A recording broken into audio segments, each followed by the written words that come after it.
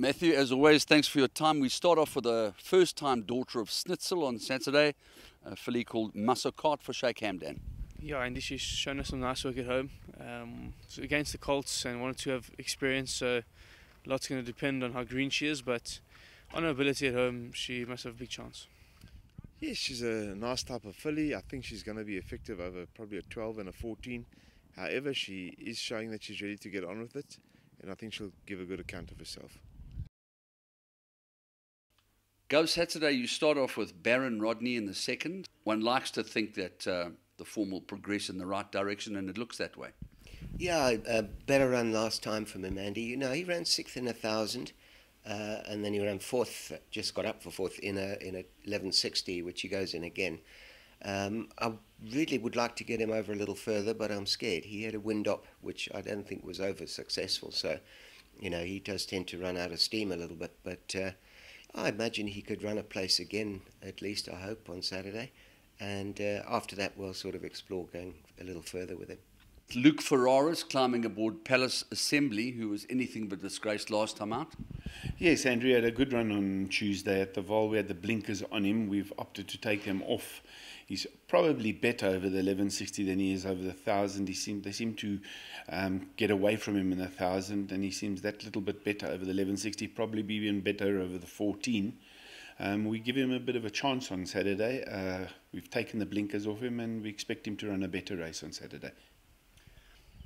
On the subject of ability, we know that Noble Princess has a measure of ability. She's just been a trifle disappointing. I'm sure she's looking to set that record straight. Yeah, her work's been good at home. Like you said, she's been a little disappointing. Maybe she's just limited, but she got a good draw on Saturday. A lot of her races she's had excuses in, so hopefully from a good draw she won't have any. You intimated that Humami wasn't quite ready when he ran the first time, and Natal, well, the form there is there for us to see. Yeah, I think actually both of them are progressive. This is, well, if you start with Humami, second run, I think his first run he acquitted himself quite well. Probably a slightly better trip for him now. He's an ideal world out of a Fortwood mare, so you're thinking 2,000 metres plus. But for now, this will do. A nice little horse, and you know, I think with natural improvement, he could possibly find himself into the places. And with Night Owl, he was gelded. Had I thought a nice sprint back, because he's also a 2,000 metre pedigree anyway, I think. And decent draw, and Gavin on him. You know, I think he's going to be competitive here. Lovely. Then Flatley and Gold Lightning represent you in the first leg of the PA. Flatley may just need the run. I was a little bit disappointed in Gold Lightning in his previous start. And we are trying the mile, but I do think he'll appreciate it. If ridden cold, then he should have a good chance. Can you tell us about Desert Rhythm in the first leg of the Pick 6? I'm not too sure if we're going to get a lot of rain. The soft conditions may not suit her. However, if we don't end up with soft going, she's doing well. Everything's gone well. Very competitive field, but she'll give a good account of herself. Okay, the weather's been playing havoc with some horses. Two of these horses that have been affected are Flying Fable. Flying Fable was due to run on Tuesday as well. Luckily, we opted to leave her in for today, and she's in, and I'll give her an undeniable chance. There are a few horses in that race that must have undeniable chances, but it's not for me to discuss their merits or demerits, but I know my filly is very well in herself. Lovely. Then I think we saw Zilzal out on Summer Cup Day. Very impressive performance, and he returns, and I would imagine that he's prepping towards the Triple Crown. Yes, definitely a prep run for the Guineas, which he may need. However, I do think a little bit of this horse, and if he's runs a little bit fresh, obviously he would have a chance. Yeah, he won a good race last time out in the maidens. There's an assessment plate. It looks like a difficult race. He's fitting well. Yeah, we'll just be happy with the place there. Bold Viking, hard knocker, there and thereabouts. Yeah, he's always got a chance. He has shown that he can be competitive over a 1400 as well. So once again, a competitive race, but not out of it. Maybe it's time that he started showing it, the ROCKETMAN. Yeah, Andrew, I've taken the blinkers off him this morning. I noticed that he hasn't won since he's had the blinkers on him, so we've taken the blinkers off him. He's been working very, very well here at home. We've come back a little bit in distance with him. That's my only fear. But we've got Gavin on him. Put up an exceptional piece of work this morning, and Lau worked him, and he was very impressed with his workout. We've been a bit disappointed with him because we feel he's a decent horse. That run to Buffalo Bull Cody that day was a great run. He had a lot of horses a long way behind him in that race. So if he brings that type of race to the course, he wouldn't surprise us if he won. DHABYAAN, good run last time.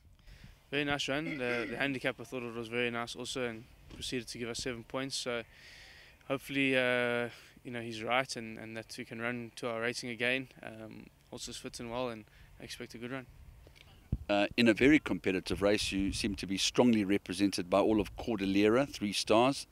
VIDA ES BELLA.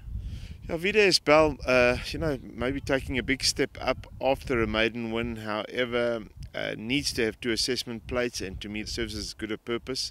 We know where we are after a race like this. CORDILLERA may find it too sharp. I may run her in the fillies guineas, so this could serve as a prep.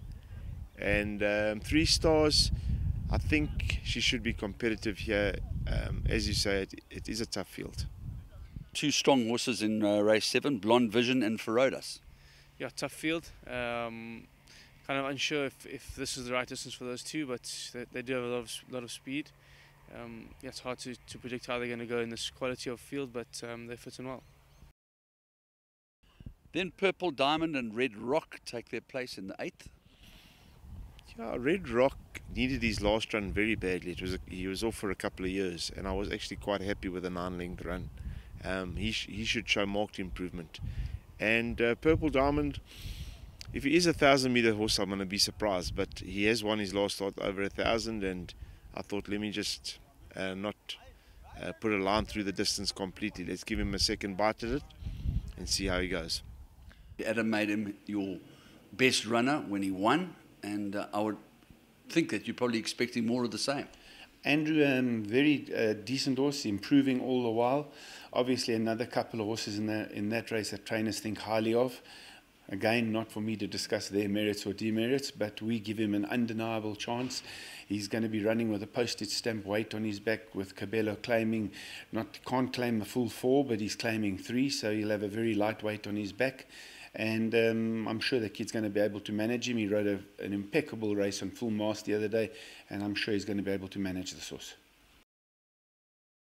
The final horse of the day is Over the Limit in the 9th. Over the Limit, I think, has been crying for this type of distance, although she probably wants a bit more. She has a decent draw, and she should be competitive. Yeah, pity, they decided to put the maiden fillies on the last race. I mean, there's a lot of them are quite hot and nervous or whatever. You like to get it over and done with. Yeah. But anyway, we'll hang around for about 3 hours, I suppose, and saddle them up. Kerr, better last time, good draw now. And Gav's got a plan. I think he wants to take her handy and try and use her a bit, because, when the expression "the penny hasn't dropped" probably does apply to her. She ran very, very green, even in her second start. Looked like she wasn't going to run anywhere, and then found again to run 4th. She's better than that, and I really, I would expect to see her in the shake-up if she puts it together, which I'm hoping by now she should be able to. The same with Perfect Storm.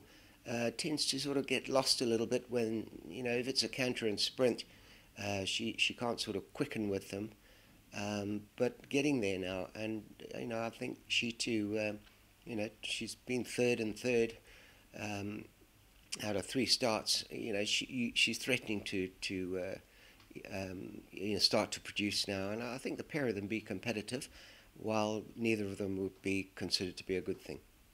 So it often happens that stable companions run very close to each other. It wouldn't be the worst thing in the world to double float them in the quartet with as many horses as possible. Yeah, well, possibly. I think the string's in fair form at the moment, and getting a lot of places and some wins. But there are 2 fillies that are going to win races, so yes, I would say you could do that.